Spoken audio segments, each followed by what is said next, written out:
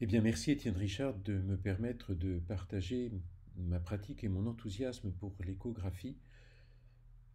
J'ai acquis mon premier échographe en 2015. J'étais allé au congrès de médecine de La Rochelle avec l'intention de rencontrer mon éditeur de logiciels pour voir ce qu'il allait proposer de nouveau et pour voir aussi des échographes. J'étais arrivé tôt et j'avais vu Aurélien, votre ingénieur d'application, installer la Ulight sur le stand, comprenant qu'il y avait là quelque chose de nouveau et de plus nouveau que ce que je m'attendais à voir. Je suis alors allé lui demander combien la maison, qui est française, avait de brevets et combien elle employait de personnes en recherche et développement. Peu de mois après, lorsqu'il est venu m'apporter la Ulight à mon cabinet, j'avais demandé à un radiologue réputé de mon environnement de venir voir. Il m'a dit: Tu peux la prendre. Rapidement, j'ai découvert chez un patient un anévrisme de l'aorte abdominale de 5 cm. Ensuite, j'ai préféré avoir au cabinet des écrans plus grands, une machine plus sophistiquée pour m'aider, moi qui suis débutant, pour avoir la vision la meilleure possible, pour pouvoir la partager avec le patient et pour pouvoir injecter plus directement les images dans le réseau du cabinet et dans le dossier médical. Et j'ai gardé la Ulight dans ma serviette. L'important en soins primaires, c'est l'immédiateté de l'usage et aussi le tonus du médecin. Alors pourquoi le Marité? Pourquoi Interneva? Le Marité est un trois-mâts goélette lancé à Fécamp le 24 juin 1923. C'est un beau témoin de la pêche d'avant l'usage des ultrasons. Les hommes s'en détachaient de par deux en Doris au risque du brouillard et des fortunes de mer, et utilisaient des lignes aux hameçons appâtés avec des coquillages remontés du fond. Les ultrasons ont aussi pénétré et révolutionné la médecine, et leur usage se répand en médecine générale moins vite en France que chez nos voisins. Mais qu'en est-il en live? Osons le mot. En médecine, pour dire si la pêche est bonne, il est de tradition de raconter des histoires de chasse. En voici quelques-unes vécues au cours des 6 derniers mois. La première histoire s'est passée un dimanche, c'était le 11 octobre, le lendemain des assises organisées par Sonoscanner, auxquelles j'avais assisté. J'avais donc des échos plein la tête. Une infirmière libérale de mon secteur m'alerte pour une patiente qui a une douleur dans le flanc droit. Je lui réponds, mais tout le monde aurait fait la même chose. Je vais passer d'ici une demi-heure, il faudrait qu'elle se déshabille et se couche. Lorsque j'arrive au domicile, une infirmière se gare dans mes roues, sans doute celle en repos dans l'équipe. La patiente a 92 ans, elle a une démence sénile stabilisée, elle est veuve, vit seule, avec 2 passages infirmiers par jour pour la distribution des médicaments. L'infirmière la déshabille pendant que je sors mes instruments de ma serviette. Elle se plaint d'une douleur spontanée du flanc droit et elle a une température auriculaire à 38 degrés. C'est donc l'examen d'un patient fébrile. J'ai posé la sonde sur l'abdomen avant de palper son ventre et quasi immédiatement j'ai trouvé une dilatation des cavités pyélo-calicielles du rein droit. Alors, si on se déplace le dimanche pour voir ses patients, c'est certainement qu'on n'hospitalise pas à tout craint, mais tout en tenant ma sonde et en explorant, je me disais qu'il n'y avait pas de marge de manœuvre pour ne pas l'hospitaliser. Néanmoins, je suis allé voir sa vessie, parce qu'un calcul peut se bloquer à la terminaison de l'urtère. Et en fait, l'urtère était fonctionnelle. Confirmé. Sur ces images, j'ai décidé de laisser la patiente au domicile. J'ai prescrit une biologie, un ECBU, de la ceftriaxone. Les infirmières sont revenues en tout début d'après-midi pour recueillir de l'urine. Et pendant que je profitais du repas dominical, entre la poire et le fromage, j'ai pu aussi mirer les urines et la pyurie. Le scanner rapidement obtenu a confirmé la dilatation des cavités pyélo-calicielles. Le radiologue penchait en faveur d'un syndrome de jonction. Depuis, la patiente n'a pas refait d'épisode fébrile. J'avais discuté de son cas avec un urologue par téléphone. Nous avons convenu que le mieux était de ne rien faire. surtout en cette période compliquée. La patiente n'a quasiment plus de plaintes, ça a été le seul épisode fébrile. Patient suivant, c'est une femme de 72 ans, diabétique, de type 2, hypertendue, qui consulte parce que 3 jours plus tôt, elle a eu une débâcle de sel et elle a depuis une incontinence urinaire. Elle a fait une PCR au SARS-CoV négative, le 19, et elle décrit une perte d'appétit. Elle a des urines qu'elle a notées nauséabondes, elle a aussi 38,8 en auriculaire, même si son état général est conservé.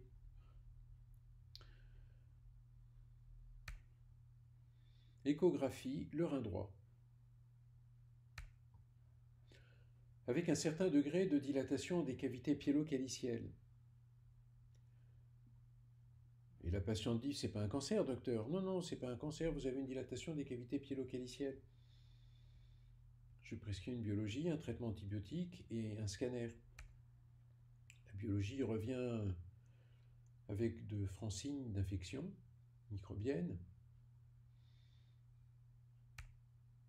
Scanner lymphome. Avec une deuxième image. Je vous remontre la première image échographique. Alors, le radiologue a décrit le lymphome, l'image du lymphome, comme bilobé. Effectivement, on voit ici une trace hyperéchogène. Mais il est vrai que sur cette image, c'est difficile de faire une différence entre anéchogène et hypoéchogène. C'est un lymphome. L'image suivante est une carte postale en quelque sorte. 10 jours après la première consultation, j'ai proposé son cas à un médecin hospitalier qui me répond le 31 décembre à 19h29, ok, je m'en occupe demain, bon réveillon. Voilà quelque chose qui vous requin qu'un médecin de campagne. J'ai revu la patiente récemment.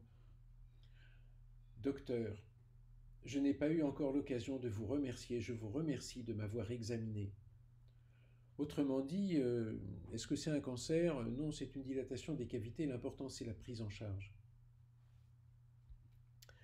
Le cas suivant, c'est un garçon de 20 ans qui vient consulter pour un certificat de non-contre-indication à la plongée sous-marine. Je l'avais vu en 2014, il avait une pression artérielle à 119/71, un peu élevée, il est obèse. En 2018, bouchon de cérumen, j'avais peut-être pas contrôlé sa pression artérielle. Il y a quelques mois, sa mère m'avait dit il boit beaucoup. Mais à l'évidence, à la manière dont les choses se passaient, dans ce qu'elle décrivait, ça ne pouvait pas être un diabète de type 1. Bref, il vient pour son certificat non contre-indication à la plongée sous-marine. Pression artérielle 150/93, il est hypertendu.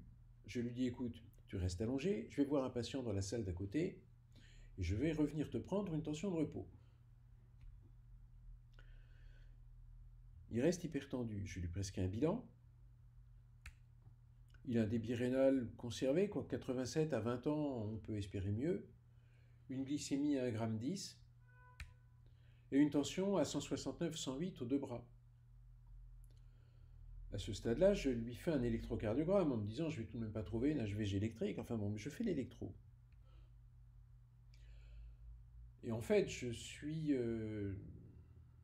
très perplexe et attiré par sa repolarisation, qui ne correspond pas du tout à ce que l'on voit. D'habitude, c'est une repolarisation telle que je n'en ai jamais vue. Je n'en fais pas le diagnostic. Je lui fais une écho en me disant je vais peut-être trouver un petit rein. Je ne trouve pas de petits reins, mais je trouve des calcifications dans ces reins avec des corticales un peu claires. Les calcifications sont dans les deux reins, disséminées. Alors je prescris un examen échographique de contrôle et puis je le réfère à un cardiologue. Il revient rapidement. Retour du cardiologue non contributif. Les QRS restent fins, je reste sur ma faim. Le radiologue est plus circonspect. Il retrouve les calcifications plutôt dans les médulaires. Pas de syndrome obstructif. Il met en première hypothèse une maladie de Kaxi-Ricci. Examen corrélé aux données clinico-biologiques du patient, il indique un scanner. Et le radiologue qui fait le scanner dit effectivement, on peut suspecter une maladie de Kaxi-Ricci. Alors je suis abonné à un site qui s'appelle Diag Expert, que je vous recommande, c'est une publicité gratuite. Je vais regarder la maladie de Kaxi-Ricci, et alors je rassure tout de suite, maintenant tous ceux qui ont suspecté le diagnostic, je demande un bilan phosphocalcique qui revient quelque peu perturbé. Il est rapidement hospitalisé, mais sur son chemin quasiment pour aller à l'hôpital, je le réexamine. Il avait une tuméfaction cervicale, avec à l'écho, sous le lobe droit de la thyroïde, une image hypoéchogène de 3 cm de grand axe. Il a été opéré, il va bien. Donc dans cette démarche clinique un peu anodinante, c'est l'échographie qui m'a servi de fil conducteur et qui m'a permis de me rattraper aux branches. On peut très bien imaginer qu'un fin clinicien aurait trouvé la tuméfaction cervicale, l'hypertension, la polyuropolydipsie, aurait assis son diagnostic sur l'électrocardiographie et en moins de 10 minutes c'était plié. L'échographie nous renvoie à la clinique. Je vous remontre le tracé. Une fois qu'on l'a dans l'œil, on n'oublie pas. Je reviens sur la cotation. La cotation, ça a été consultation plus électrocardiographie, 39,26 €. Si j'avais coté l'échographie au lit du patient, c'était 37,80 €, un peu moins valorisé. On ne peut pas, en consultation de soins primaires en médecine générale, additionner la consultation, l'électrocardiographie et l'échographie au lit du malade. Ni la consultation plus l'échographie au lit du malade, ni l'électrocardiographie plus l'échographie au lit du malade. Il est dommage que ce soit sous-valorisé, il faudrait que nos financeurs puissent nous injecter un petit peu de T2A en soins primaires. Cela semblerait cohérent. Patient suivant, il appelle un matin en disant « J'ai vomi toute la nuit, j'ai de la diarrhée ». Je le vois le matin même. Lorsque j'arrive l'examiner, l'infirmière a noté dans le dossier « Il a mangé des œufs hier soir avec des champignons. Il a des vomissements, de la diarrhée, une douleur épigastrique comme un blocage. » Je lis ça, je dis « Mais quand vous mangez des œufs, vous avez souvent des troubles digestifs ?» Il me dit « Oui. » J'allume l'échographe sans grande conviction, je regarde sa vésicule, elle a des parois fines, elle est indolore. Je ne trouve pas non plus d'image en faveur d'une dilatation des voies biliaires, ni de douleur à l'échopalpation. Il n'a pas eu de modification de la couleur de ses selles. Je regarde sa vésicule sous une autre incidence et mon regard est immédiatement attiré par un trou noir dans les profondeurs de l'image. Un trou noir qui s'inscrit dans le hile rénal avec un grand axe mesuré à 11 cm.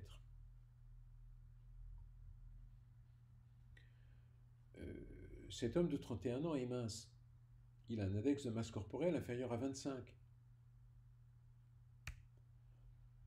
Alors il me dit, c'est grave docteur? Je dis, écoutez, on va demander un scanner. Scanner. Examen compatible avec un volumineux-kyste parapiélique du pied long supérieur rénal droit, effet de masse sur les structures vasculaires du rein, pas de dilatation des cavités piélo-calicielles, effet de masse également sur la surrénale droite. Voici le scanner. Évidemment, après avoir trouvé le kyste rénal, je vais repalper l'abdomen du patient. C'est à peine si sur 2 travers de doigts sous l'auvent costal, je sentais l'ombre d'une résistance. Et j'avais compris a posteriori que c'était le foie par-dessus le kyste. Les kystes rénaux, j'en ai palpé 2 supérieurs à 10 cm, y compris celui-ci. C'est pas la tempête dans l'abdomen. On sent peu de choses. Ce sont des découvertes, des surprises de l'examen. Voilà. Patient suivant. C'est un homme de 62 ans qui consulte pour un renouvellement de l'évothyrox. On devrait dire pour une hypothyroïdie. Il va bien. Il va bien, il n'a pas de facteur de risque.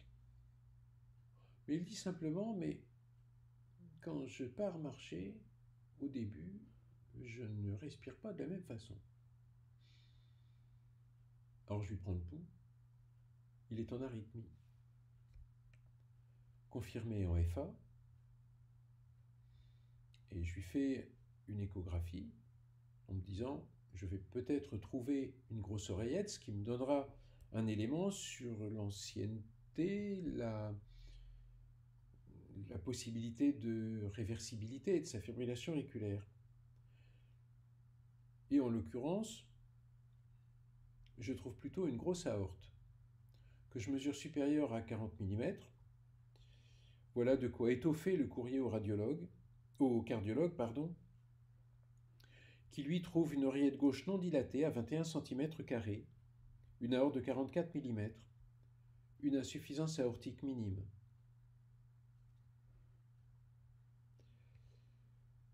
Patient suivant, il a 79 ans, je lui avais prescrit un échodoppler des troncs supraaortiques et comme cela arrive parfois, le dopplériste avait visualisé des anomalies thyroïdiennes et le patient revient entre l'échographie de la thyroïde et la biopsie, pour la ponction pour cytologie. Sur son échographie, il a un nodule de 17 mm classé tirade 4. Je le visualise, je réexamine le patient. À l'examen clinique, il a à peine une petite asymétrie, avec la perception d'un petit matelassage du côté droit. Et effectivement, il a un nodule aussi épais que large. La palpation de la glande thyroïde est vraiment difficile et doit pouvoir bénéficier d'une image échographique simple rapidement.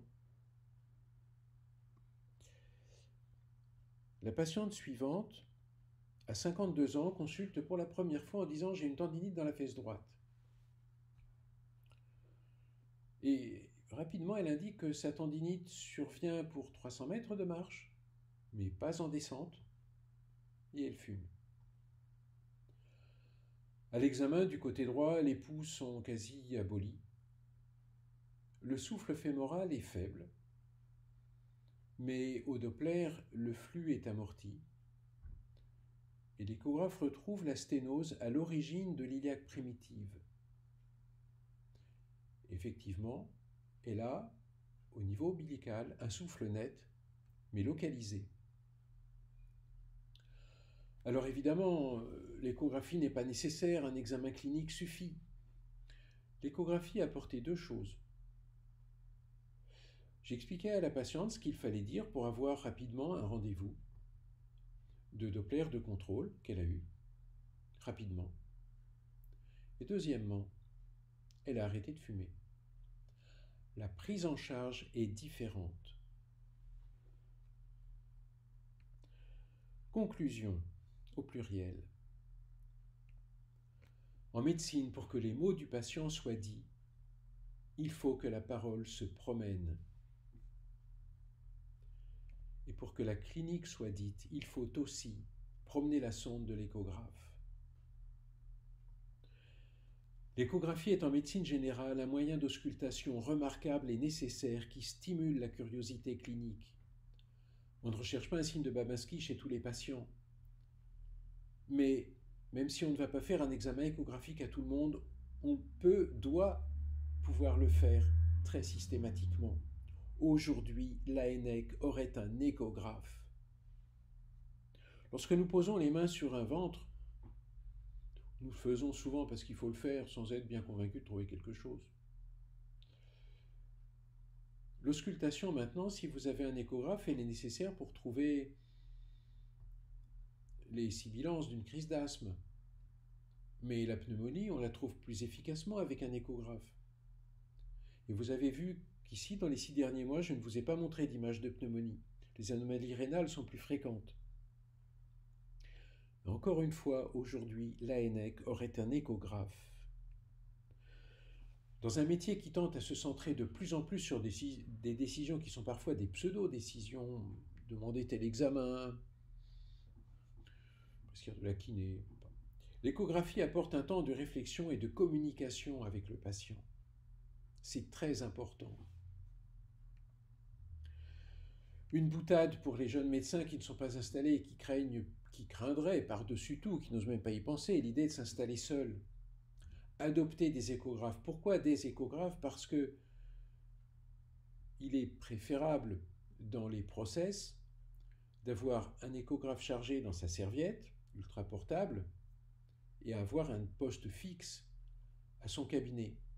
On peut avoir un seul ultra portable. Il faut s'entraîner à voir les images. Il faut aussi le recharger entre deux. L'échographie doit être immédiate au cabinet médical. Et pour augmenter l'échographie, embauchez une infirmière, travaillez sur 2 ou 3 salles. De la folie? Oui. Stay hungry, stay foolish. Steve Jobs aux étudiants de Stanford en 2005. Les étudiants en médecine devraient pouvoir très tôt se familiariser avec l'échographie, idéalement apprendre l'anatomie un échographe à la main, parce qu'il faut pouvoir progresser en échographie. La meilleure solution est certainement de les aider à acquérir leur machine personnelle tôt dans leurs études. Ça ne veut pas dire qu'on en fera des experts en échographie, mais plus on en fait, mieux c'est. Il est temps de sortir les étudiants de la cale et du Doris, même si la Marie-Joseph était un beau bateau. Bon, c'est le Marité. Je vous remercie. J'espère avoir stimulé votre enthousiasme et votre curiosité clinique. Merci.